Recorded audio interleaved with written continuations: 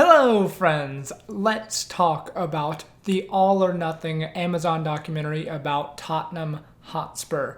Now, before we go ahead and talk about anything, obviously, this episode will contain a lot of spoilers. I'm going to be doing a review about specific moments in the series that I think were interesting. So if you don't want to be spoiled, go watch the episodes. If you haven't watched the episodes, please go watch them. They are very, very interesting, at least to me.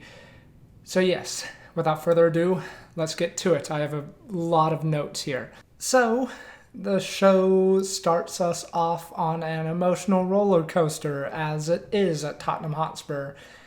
You see the Ajax result, and then the final, and then all the bad things that happened after.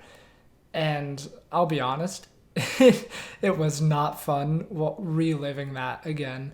I kind of just blocked that out of my memory, and I really forgot just how bad things were. It was interesting, to say the least, reliving the Bayern result and that weight of the final that just lingered.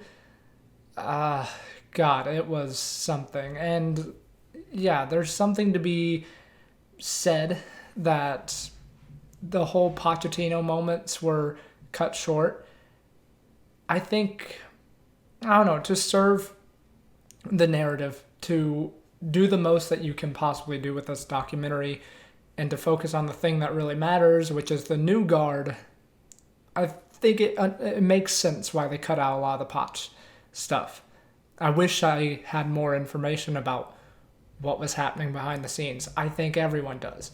I think every Spurs fan wants to know more from more players, from all that. I mean, the interesting thing is that a lot of the players loved Poch, and they still loved him at the end of his reign, and they didn't want him to go. They were still trying to play for him, and it just felt like they were doing things, they were trying new things all the time, and they eventually just ran out of things to do, and Poch just ran out of ideas. It just all seemed very scattered in their planning. I don't know. I mean, this isn't a criticism of Pochettino, because that's just happens in this world.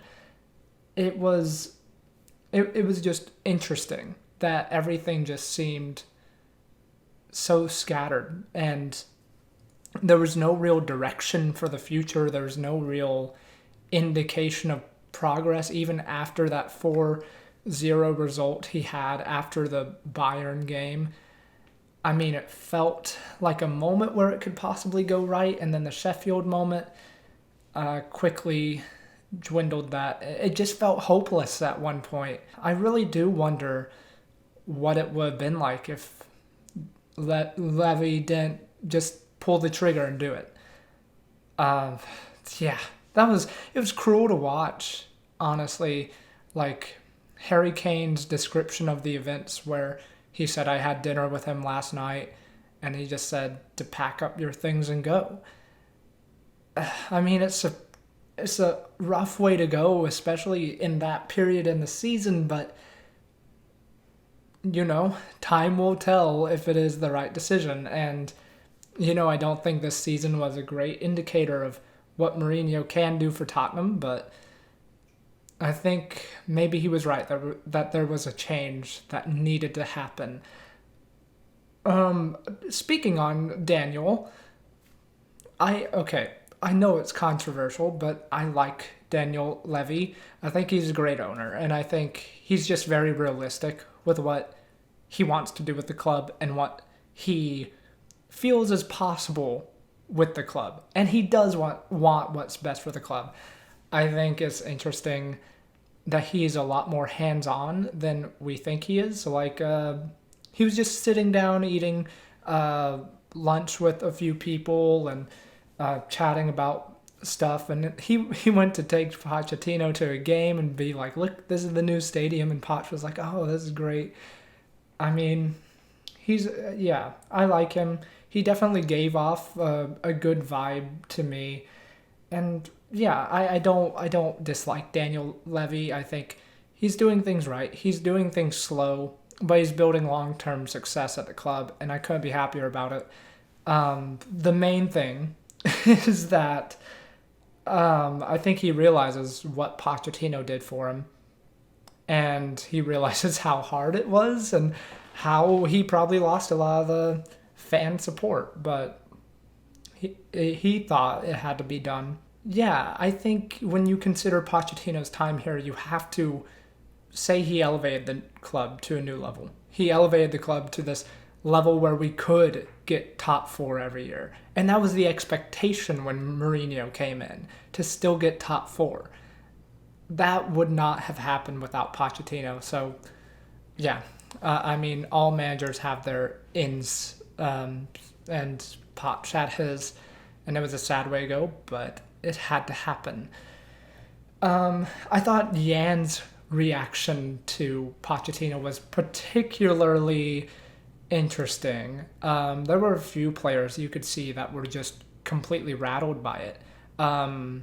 They didn't show everyone, obviously, but players like Harry Kane seemed very anxious about the new appointment. He didn't really feel comfortable yet. Harry Winks as well was just like, what the hell is going to happen in training? I'm so confused. He feels like such a, I don't know, he feels like, Harry Winks just feels like he flusters on a lot of things and he just babbles his mouth about everything. It's really funny. But yeah, I love that kid. But yeah, Jan's reaction was a bit weird as well. He was just like, it's so weird, man. We've known this guy for 5 years. We've been doing things under him for 5 years. We're so used to him. He was thinking of it very logically, like so many things are going to change. And he's right. And I think he was kind of overwhelmed by the appointment of Mourinho as well. And then even Hugo had a little bit of like, I have to work under Jose Mourinho now. This guy feels like bigger than life. I was just playing football and then Jose Mourinho comes in. He has that vibe about him, Jose. It's funny. But now let's get to Mourinho. I think one of the interesting things about his one of the first scenes he's in is the ritual of putting together his office. That was so intriguing to me, how he was just setting things up neatly around his office and making things really orderly. I think it's a bit of foreshadowing for what he wants to do with the team. He saw this team that was very scattered. He saw this team that, as much as I love Poch, I think it did get very big very quickly for him, and he had a lot of things to manage. And he just kind of lost control of it. And Mourinho saw this opportunity to take control, and much like the office scene, he just wanted to set things in place and then just have it all where he wants it. And yeah, that was a common theme. I think we'll see more of that from him. I think the ritual office setting scene is also kind of indicative of Mourinho as a person. He prides himself a lot, and he has reminders all around him of like his accomplishments, and he just backs himself. He knows his abilities, he knows what he can do, and yeah, I think he provides with him an aura, and he brings with him a lot of things to occupy that aura. The interesting thing about Mourinho's first training session though was how he was just going around to players and being like, how do I say your name? I've never seen you before. You train weird. It was like very casual stuff like that. It just must be so overwhelming to take over a team mid-season without getting to know them at all, really. He had like 48 hours to put together a team and train and whatever. That is ridiculous. I mean, we think of it as Tottenham fans as like, okay, well, we know our best starting 11, or we did at that point in the season, roughly. And we were like, okay, well, he's probably going to pick these players and then play them like this and that. It's not that simple. He had to like realize what Pochettino was doing with all these players, the tactics there, and then say, okay, what can I do very minimally to transition this to a more stable system just for right now so these players can just play in their best positions and get a result in a few days. I mean, that's wild. And along with that, he must have not had much information on a lot of players ability wise either. I mean, obviously he was briefed a little bit, but it must just be weird to have, like, I guess, a perception of who Dele Alli is from an outside manager perspective, and then come in and be like, why are you so bad at training? Like that's so wild to me. Yeah, it must have been shocking that first day of training, and he had to win a lot of people over very quickly. You saw him cracking jokes with people. You saw him making slide comments and participating in exercises himself. I think he went out of his comfort zone to try and reach these people because he knew we were very close to Pochettino. Everyone was, and he had to win people over as soon as possible. And you could see some of the jokes were not landing, like the "you have balls, Davinson." And Davinson was like, "Yeah." It's just funny. It's just funny that he was trying things, but I think eventually players appreciated that, and players did warm up to it, and I saw that throughout the rest of the episodes. Ooh, yeah, something I noticed just throughout the episode was Kane just carries a lot of power, influence around the dressing room. Just, you can see him really laying down the law, in for lack of a better term. He just knows everyone, and he is able to talk to anyone, and it feels very serious whenever he talks. He's just like, here's what the situation is, and that's it. A very big presence, and I understand why he's the silent leader type, but as we saw later on in the episode, he can also be the vocal leader, maybe not on the pitch as much, but I think he's transitioning to be a better leader all around, or hopefully so. But yeah, it is hard. I think similarly with a goalkeeper, there's an argument to be made for like having a captain as a striker.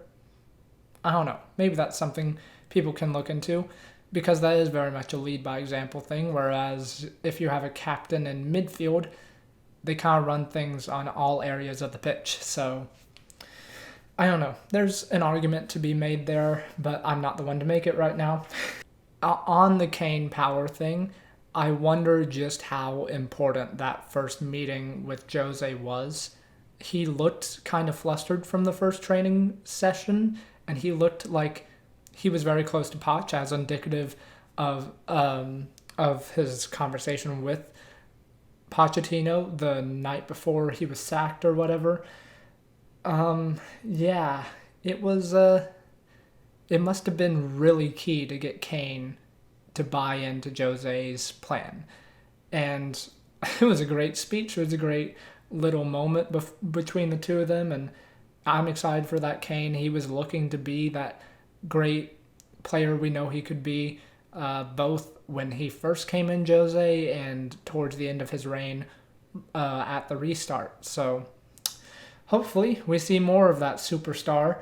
One of the funniest moments to me is when Zhao comes in with all the like influential player things. It seems so like, I don't know, like we think of it as like not as an important thing, I guess, sometimes, where like, oh, he's not a good player, so he doesn't need to be in the team and whatever. But this does prove that sometimes it's good to just have players in the dressing room that are great characters. The whole like Sissoko is an influential member of the dressing room, and he's really key to bringing people together. And then Jose was just like, fuck. What? What was that? I don't understand what that moment was, but it was funny. That's what it was. And yeah, but the whole influential players thing was a bit like FM. It's like, oh, this person is an influential member of the dressing room, and if you sell him, people are going to get mad. There's truth to that, and Sissoko is one of those people. So that was interesting. And then also Yan is a warrior that seemed cool to highlight, and yeah, it makes sense. And then it's kind of interesting what Jose prides in players, like Eric Dyer is a perfect example of that. The way he plays on the pitch was like pretty much Jose was alluding to, he's the only person who plays with passion on the pitch and combats people. Very interesting, because I would argue a few other people would as well, but I mean, I guess in the sense of the first team players. I don't know, though. It was interesting because I think Pochettino did pride other aspects in people, and the whole you have to be you-know-whats for 90-minute speech does speak to the new era of Mourinho and what he prides in players. And I think he gained a lot of players from that who are part of this new project as we see now. But I think he also lost a few players, which is bound to happen. It just happens. Daniel Levy talked about as well. You have winners and losers when a new manager comes in. I think one of those players was Danny Rose. I mean, you could see just from the off, he didn't pick him in the starting 11, and then he didn't play him in his normal position when he was the only left back available. Yeah, Danny, he's not in his plans. Similarly, when he was talking about the first starting 11, that was very kind of cool to see. It was just very kind of like schoolboy like I'm gonna pick you on my team. It felt very like, I don't know, it just felt very elementary. There's some kind of casualness about it. Yeah, but you could see some of the players' reactions. Like Sissoko was like, Rose was like the same, and just yeah, it's definitely strange. But then you could also see from the players that were picked, I think the theme of this episode was a lot of things have gone wrong, and this is the time to just do our jobs. We have a job to get done. We still have a lot to do this season. We need to take the reins and just go with this. This is what we're doing now. There was a lot of anxiety leading up to that West Ham game, rightfully so. But you could see players were just like, we have to get this job done, like 100%. I don't know who Jose is. I don't know how he's going to play. There's a lot of uncertainty about the future. But for right now, I need to play my game, and I need to go and do it.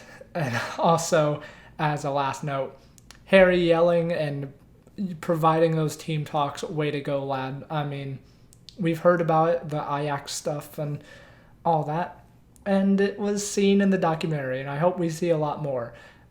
I think the criticism of this documentary is that it's the Mourinho show, but this is the Mourinho season. That's what this is. This is him stamping his mark on the team right now. I hope we do see more tactical, in-depth stuff later. I hope we see some of the altercation with Tongi and stuff. I've already watched all 3 episodes, and I can't wait for the next week and stuff. But yeah, I wonder what all there is and what all they're going to deal with and what all they're not going to deal with. Anyways, though, I've babbled on for too long about this episode. Let me know what you thought of it. I'm going to go through a rebranding process on my channel, or hopefully so. So if my name changes, that's why. And I think it's more indicative of the content I'm going to create in the future.